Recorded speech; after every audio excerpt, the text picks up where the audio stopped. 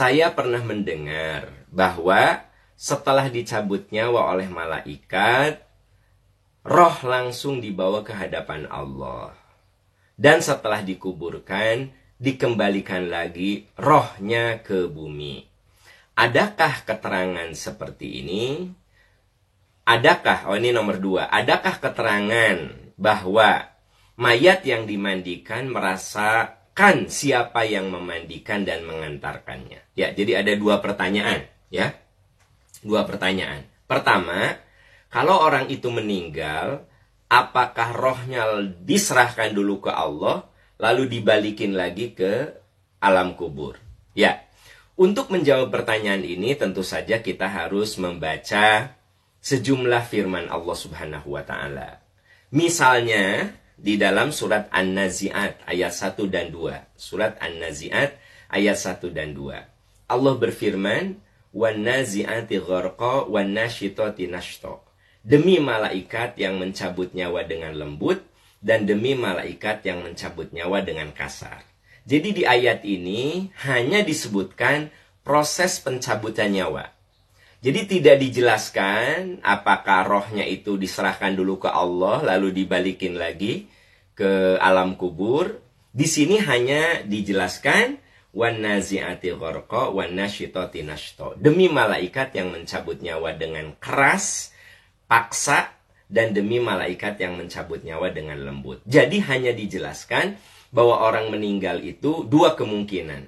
Kalau orang soleh, maka dia akan dicabut dengan penuh kelembutan, dengan penuh kasih sayang, dengan penuh rahmat. Tapi kalau orangnya tidak soleh, maka rohnya akan dicabut dengan kasar. Ini ayat yang pertama menjelaskan tentang proses kematian. Ayat yang kedua Anda bisa lihat dalam surat Al-Munafiqun ayat 11. "Wala yu'akhirallahu nafsan idza jaa ajaluha." Kalau ajal seseorang sudah tiba, maka seorang pun tidak ada yang bisa menangguhkan.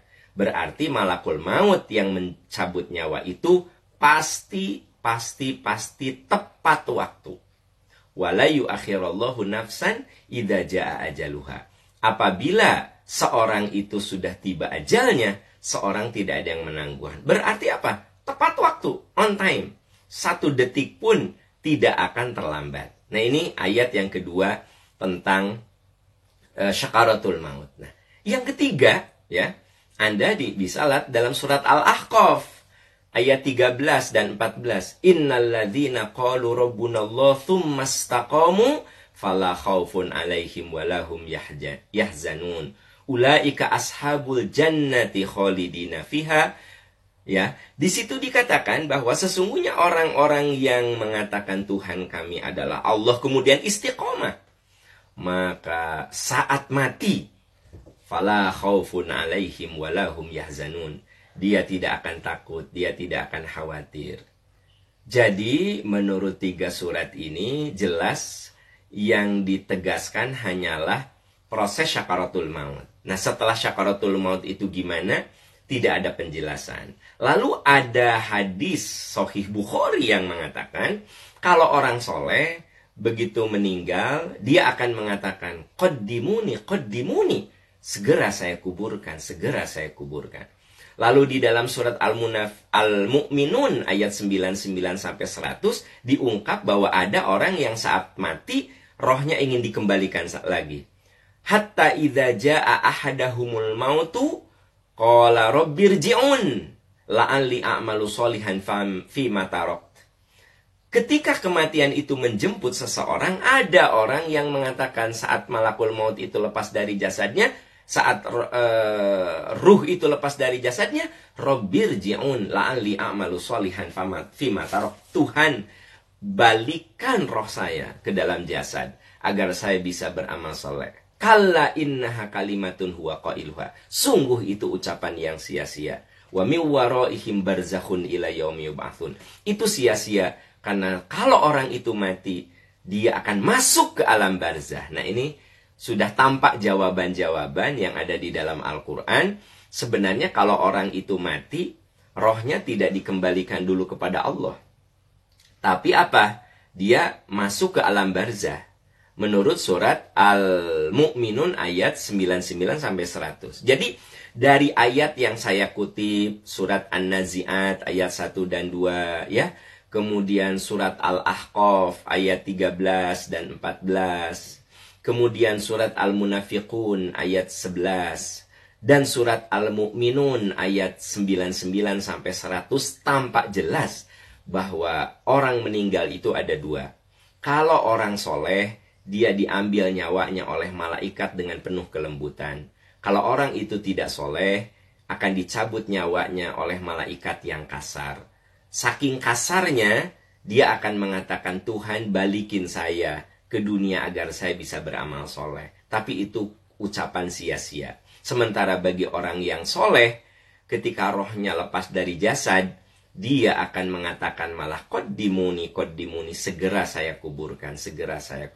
Nah, jadi berdasarkan dalil-dalil itu saya menyimpulkan, dalil ya, karena kan kalau bicara peristiwa gaib itu harus pakai ayat, jangan asumsi kita, jangan perkiraan kita, tapi bagaimana ayat berbicara. Nah, dari situ saya menyimpulkan bahwa memang kalau orang mati itu dia rohnya langsung dibawa ke alam barzah. Kalau soleh itu dia ingin disegerakan, kalau tidak soleh dia akan bertanya-tanya dan dia ingin dikembalikan lagi. Nah, dikuatkan lagi oleh hadis Sahih Bukhari dalam bab ilmu, ya, idza mata ahadukum uridu alaihi maq'aduhu in kana min ahlil jannah famin ahlil jannah wa min kana min ahlin nar famin ahlin nar. Kata Rasulullah, kalau seseorang itu mati lalu dikuburkan di alam barzah, uridu alaihi maq'aduhu, akan ditampakkan tempat kembalinya. Jadi dia akan diberi gambaran, in kana min ahlil jannah famin ahlil jannah.